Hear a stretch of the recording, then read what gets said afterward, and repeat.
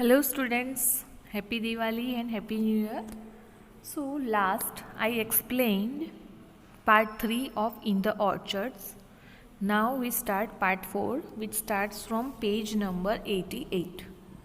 So last में हमने study किया था कि जो वॉल होती है कभी कभी उसके अंदर से भी प्लांट्स ग्रो होने लगते हैं, तो उसका रीज़न क्या है, वो रूट्स कहाँ से आते हैं, पानी कहाँ से मिलता है, सो उसके रिगार्डिंग हमने डिस्कशन किया था. Now there is a next question, how big will this plants be, कि ये जो वॉल्स के ऊपर प्लांट्स होते हैं वो कितने बड़े हो सकते हैं.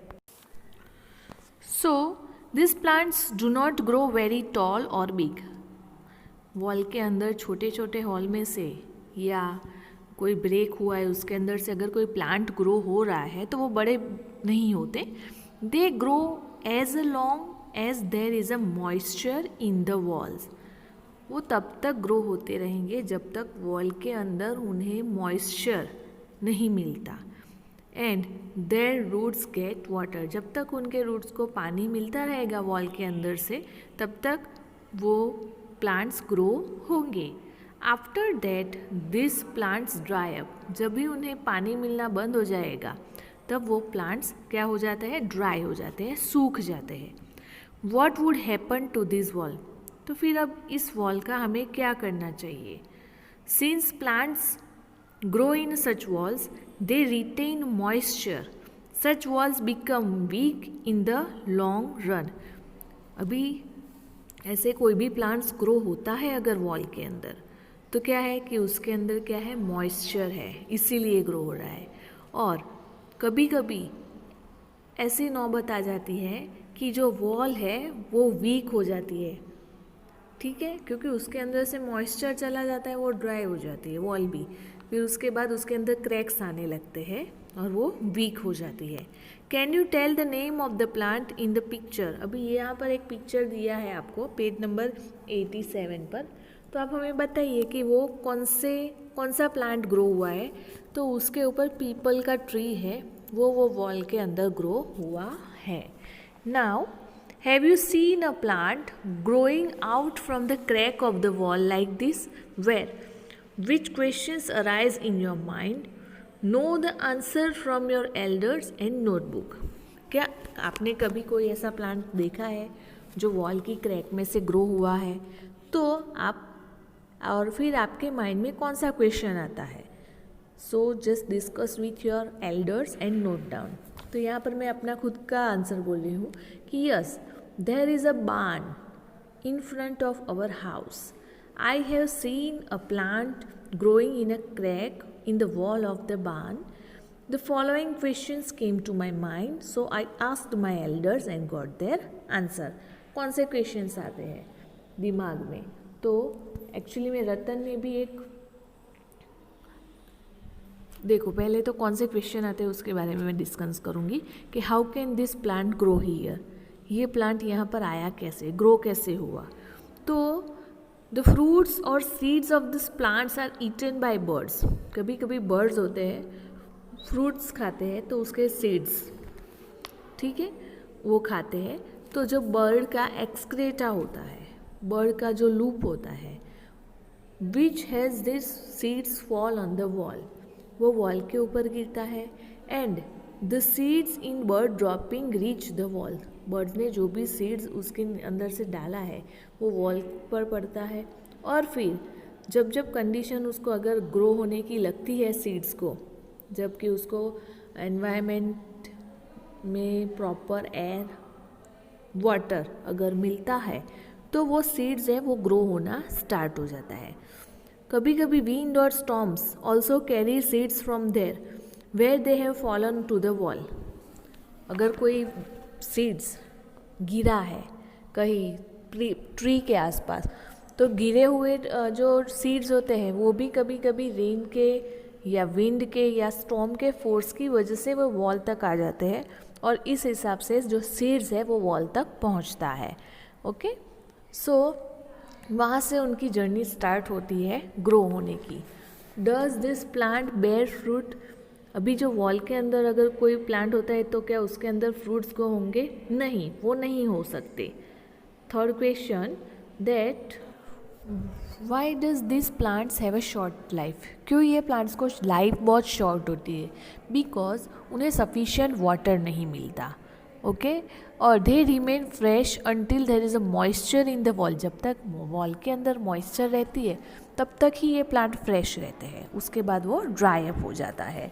अभी नेक्स्ट है कि Ratan had seen a huge tree fallen down. Ratan ने एक खेत के अंदर एक ट्री गिरा हुआ देखा। She recalled the name tree of her school, neem tree.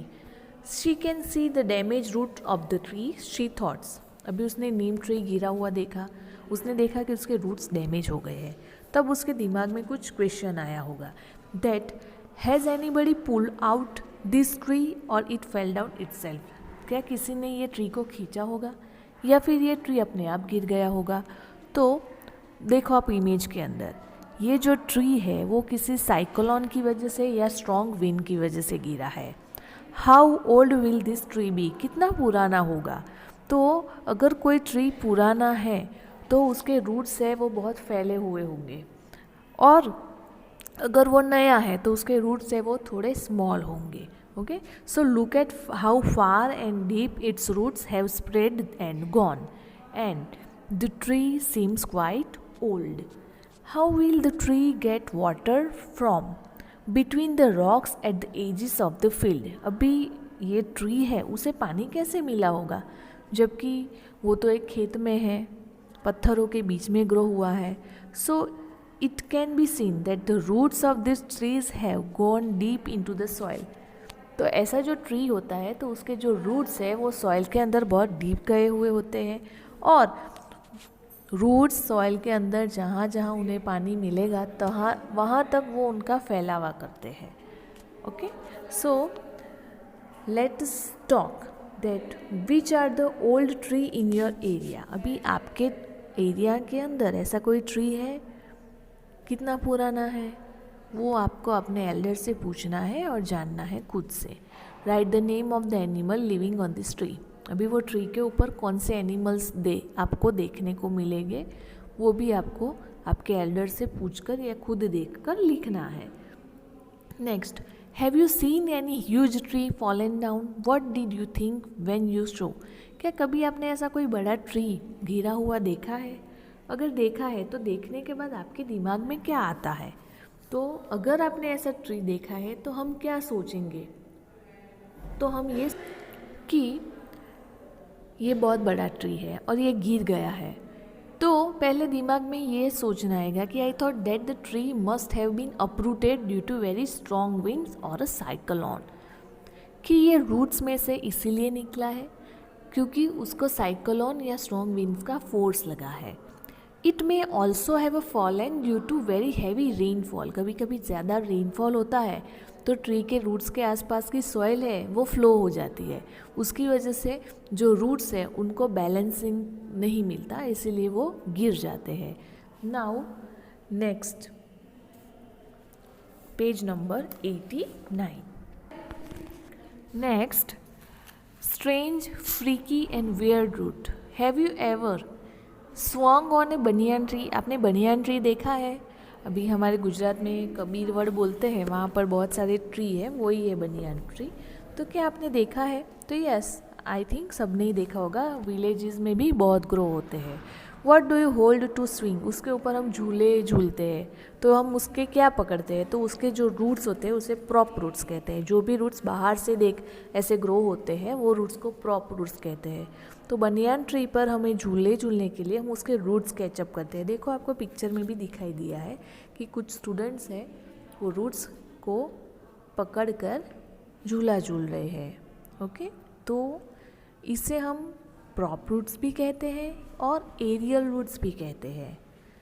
It grows from the branches and touch the ground. ये ब्रांचेस में से ग्रो होते हैं और ग्राउंड तक टच करते हैं। मैंने बोला कि भरूच में है ऐसा कबीर वड़, ओके।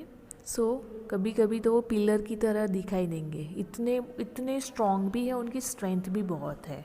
और ये बनियान ट्री को स्ट्रेंथ भी प्रोवाइड करते हैं, जो प्रॉप रूट्स है वो। Remember one thing that the banyan tree has the roots inside the soil like the other trees. बाहर तो रूट्स आपको दिखाई देते हैं, पर उसी हिसाब से बनियान ट्री के नीचे सॉइल के अंदर भी उसी तरह से रूट्स हैं। Have you seen a prop roots giving from the other trees like banyan tree? क्या आपने कोई और ऐसे ट्री का देखा है जो बनियान ट्री की तरह प्रॉप रूट्स ग्रो करता है? तो नहीं, मैंने नहीं देखा, और आप भी अपने हिसाब से ऐसा कोई नाम लिख सकते हैं। अभी पेज नंबर 90 और 91 उसकी एक्टिविटी आपको खुद करनी है। सो हमारा चैप्टर यहाँ कंप्लीट होता है।